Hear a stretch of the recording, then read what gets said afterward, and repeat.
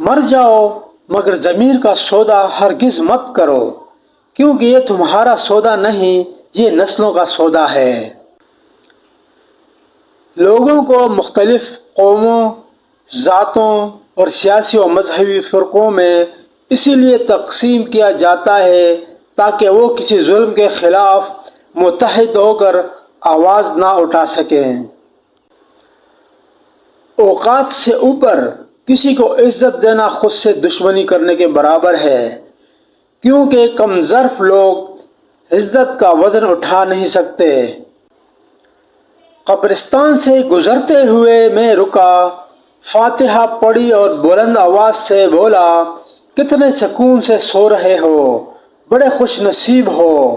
آواز آئی، ہم نہیں آپ سو رہے ہیں، ہم تو سونے کی سزا بھگت رہے ہیں۔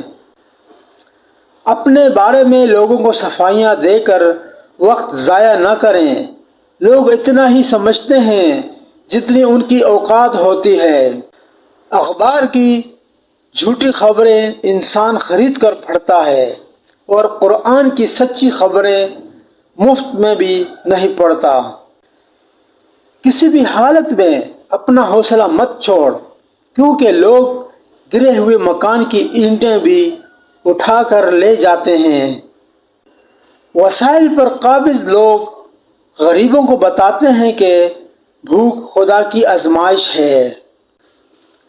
اگر زندگی بھر کا حساب لگایا جائے تو غیروں کے مقابلے میں اپنے ہی زیادہ خطرناک ثابت ہوتے ہیں۔ انسان کو خدا نے بہترین سانچے میں ڈھال کر پیدا کیا ہے، جنتی اور جہنمی وہ بعد میں بنتا ہے۔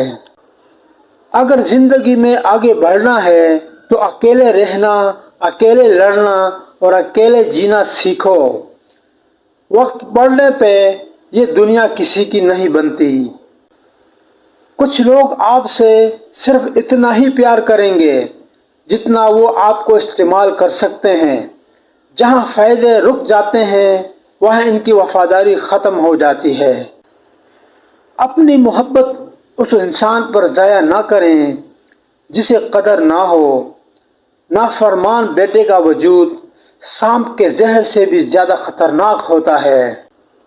آنسو کا ہر قطرہ دنیا کی ہر چیز سے زیادہ مہنگا ہے، لیکن کوئی اس کی قیمت اس وقت تک نہیں جان سکتا جب تک آنسو اس کی اپنی آنکھ سے نہ نکلے۔